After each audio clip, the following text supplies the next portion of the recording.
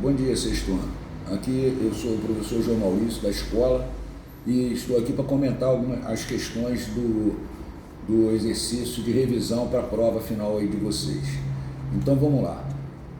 Na primeira questão, eles perguntam o que são adubos e quais seus diferentes tipos.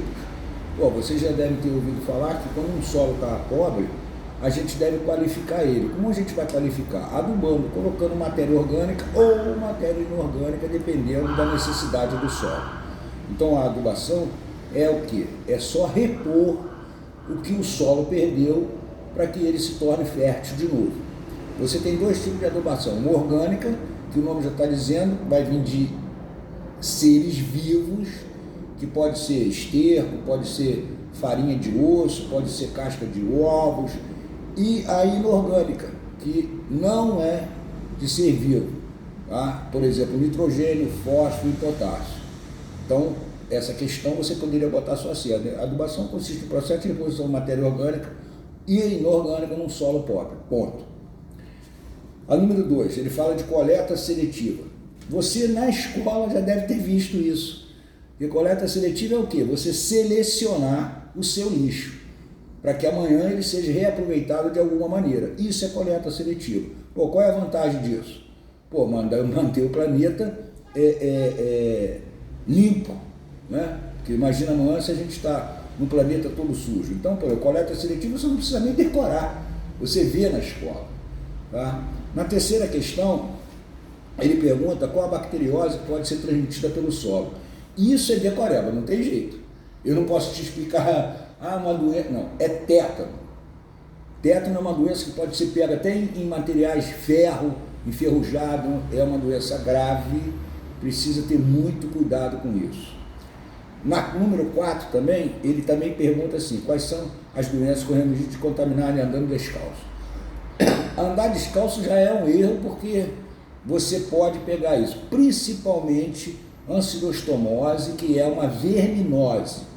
E o bicho geográfico, que é essa coisinha que nego coça, nego chama de cobreiro, chama essas coisas aí, que coça muito. Então, se você andar descalço num lugar onde tem muita sujeira, muito lixo, muito esgoto, muito isso, você corre o risco de pegar essas doenças. Na número 5, é uma questão de... ele pede para relacionar isso aí. Então, isso aí você não tem como escapar de não ler isso aqui para saber, né? Tem aqui já o gabarito, então aração, evitar que o solo fique compactado. Aração é arejar o solo. Então, se eu amassar muito o solo e o ar não penetrar, ele fica pobre, ele não serve para um plantio. Rotação de cultura, o cara já está falando rodar, rotação é rodar. Então eu estou mudando, estou fazendo várias culturas ao mesmo tempo. Então B vai ficar com a 3, ao cultivar plantas diferentes em períodos alternados.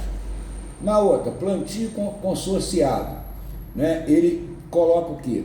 Plantar mais de uma espécie vegetal ao mesmo tempo em faixas intercaladas. Por exemplo, eu posso plantar milho e feijão no mesmo lugar.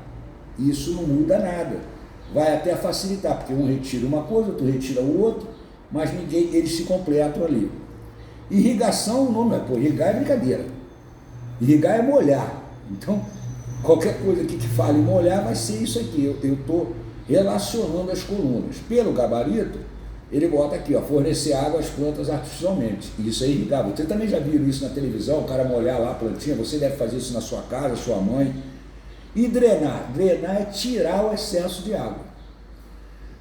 Se eu botar ele dentro, num pântano, eu não vou conseguir plantar. Então eu preciso, às vezes, tirar a água para que o solo se torne capaz de produzir alguma coisa. Na número 6, ele pede para você ver as mudanças de estado físico da água. Cara, você vê isso todo dia na sua casa, né? A água muda de estado, ela passa do estado líquido para o estado sólido, às vezes passa do estado sólido para o estado líquido, ou passa do estado líquido para o estado gasoso. Você vê isso quando você está cozinhando. Quando você está cozinhando, a água está passando o quê? Do estado líquido para o estado gasoso quando ela ferve, né? Quando você pega uma água líquida e bota na geladeira, ela passa do quê? Do estado líquido para o estado o quê? Sólido. Isso também não tem jeito, é assim que funciona. Então tem fusão, solidificação, vaporização e condensação. Fusão é o quê? A passagem do estado sólido para o estado líquido. Vaporização do estado líquido para o estado gasoso. Fusão e vaporização ocorre com um aumento de temperatura. Solidificação é a passagem do estado líquido para o estado sólido. Condensação é do estado gasoso para o estado líquido. Essas mudanças ocorrem com diminuição da temperatura. Isso ocorre aí direto, toda hora a gente vê isso em casa. Então também eu acho que não precisa ficar decorando, vocês já viram isso, né? Outra coisa, a outra questão, o que acontece quando a água atinge 0 grau? Se torna gelo, se torna sólida. Você não bota na geladeira lá a água, se você deixar lá muito tempo, o que vai acontecer? Ela vai congelar. Se chegar a 0 graus, a água ela entra no processo de solidificação. Aí ele continua aqui na pergunta, se a temperatura continuar aumentando, quando vamos observar a água borbulhando? Quando ela chegar a 100 graus, quando ela ferver, você vê isso numa panela em casa. Você bota uma água no estado líquido na panela, se você ficar observando ali no fogo, daqui a pouco o que está acontecendo? Ela começa a borbulhar, começa a sair aquele vapor. Ela está se tornando o quê? Gasosa. Tá? A outra, qual a diferença de chuva, neve, orvalho e geada? Isso é quase que uma decoreba, né, cara? Vocês também já viram, já ouviram falar, né, como é que ocorre essa coisa. Então, ele bota aqui na coisa, chuva e neve são o quê? Precipitações quando a água se condensa nas nuvens. Se cair na forma líquida, é chuva. Se cair na forma sólida, é neve. Não tem nada a ver com orvalho e geada. Tá? Orvalho e geada é o vapor que está subindo. Tá? Eu tenho água nas plantinhas ali, quando começa a temperatura a subir, esse vapor começa a se condensar e começa a subir, aí fica aquela coisa que você chama de neblina, né? Fiquei, não estou vendo nada, coisa. Então chuva e neve, precipitação que pode ser líquida ou sólida. Orvalho e geada, vapor de água que se condensa e entrar em contato com superfícies mais frias. Na questão número 9, ele fala assim, quais são as mudanças de estado físico que ocorrem com diminuição de temperatura e com aumento de temperatura? Eu já falei para vocês. Então, com diminuição de temperatura, estou diminuindo a temperatura, solidificação e condensação. Estou aumentando a temperatura, fusão e vaporização. Na outra questão, ele pede o ciclo da água. Na realidade, o que está acontecendo aqui? A água está evaporando, está se condensando e depois está precipitando, caindo na forma de chuva. Esse é o ciclo da água, não muda nunca. Esse ciclo é fundamental para a vida. No gabarito, ele coloca aqui para a gente assim, evaporação, precipitação e condensação. Ele bota a letra A, olha só, está subindo, então está fazendo o quê? Evaporando. Na letra B, está aqui, precipitando, ou seja, a chuva está caindo. E na letra C, condensando, ou seja, ela sobe, condensa e depois cai. É assim que funciona. Tá? Isso também você vê num dia de chuva. Na questão número 11, ele fala de eutrofização. Ele coloca aqui assim, a questão é essa, 11. Ele coloca aqui, quando a água de esgoto não tratada é lançada nesses ambientes, a proporção de nitrogênio e fósforo na água aumenta muito e faz com que as algas e as bactérias proliferem rapidamente. O que é isso? É um processo, cara, que está ocorrendo, por exemplo, agora na praia de Caraí. Que o cara bota esgoto lá direto, não tratado. O que vai acontecer? Vai proliferar muita bactéria, muitas algas, e isso vai vai contaminar aquela água. Então aí peixe, siri, outras coisas, eles vão desaparecer. Tá? Isso é uma poluição grave. No Brasil, por incrível que pareça, a gente quase a água não é muito bem tratada. E aqui em Caraí você vai ver logo, né? Aqui no canal, ali no São Francisco, quando chega ali no canal, aquela água toda suja ali vai parar onde? Dentro d'água. Então, se isso proliferar demais, o nome disso é eutrofização.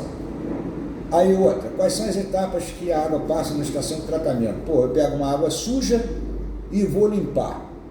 Né? Tem uma estação de tratamento aqui em Niterói. Então a primeira coisa que eu tenho que fazer é o quê? Pegar a água, captação.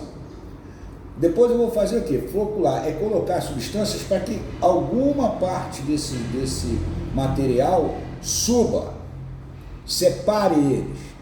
Decantar é a mesma coisa. Decantar é o quê? Aquilo que é mais pesado vai para o fundo. Tá? Então eu também estou limpando. Depois eu faço o quê? Filtro a água. E depois eu faço o quê? Purifico ela, coloco o cloro, coloco coisa. A água que a gente bebe é feita assim.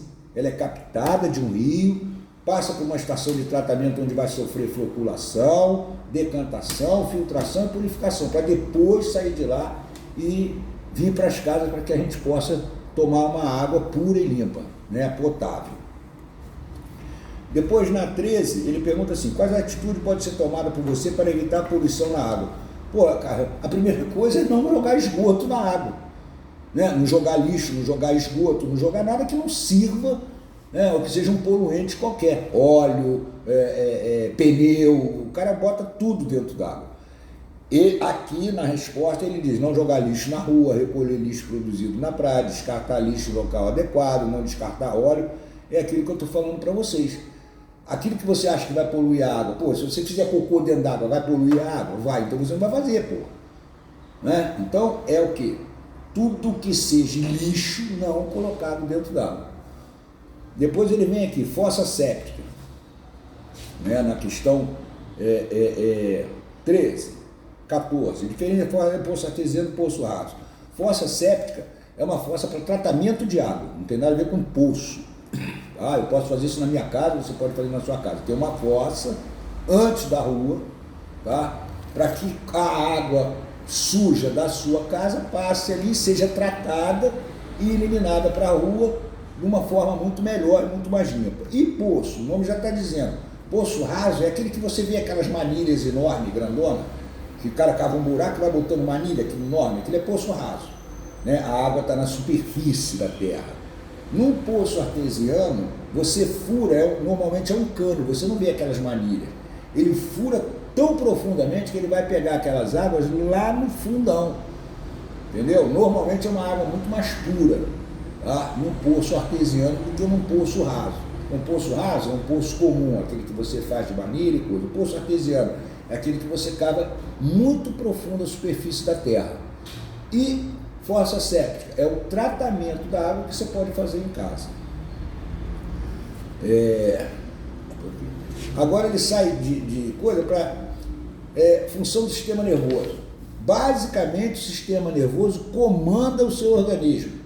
A maioria das reações que ocorrem com você é comandada pelo teu cérebro, pelo sistema nervoso. Algumas das reações são comandadas por hormônios, tá? E outras as coisas por teu cérebro, pelo sistema nervoso. Então, ele colocou aqui, controla as atividades dos músculos, dos órgãos, das glândulas e também recebe informação. Então, o seu cérebro é como se fosse um computador, ele recebe, traduz e você reage, né? Então, você recebe, agora vocês estão recebendo o ensinamento, eu estou falando com vocês, vocês estão recebendo isso, vai chegar no seu cérebro, o seu cérebro vai assimilar isso e direcionar isso de alguma maneira para vocês. Então, na realidade, o cérebro é o quê? É o seu comandante. Tá? Comanda a maioria das atividades vitais. Se você coloca assim, tá show de bola. Depois ele pergunta o que é um neurônio. Neurônio é uma célula nervosa. Tá? Ela tem um formato de uma estrela. Tá? Você nasce, ela não tem uma grande capacidade de regeneração, ela se regenera, mas não tem grande capacidade de regeneração.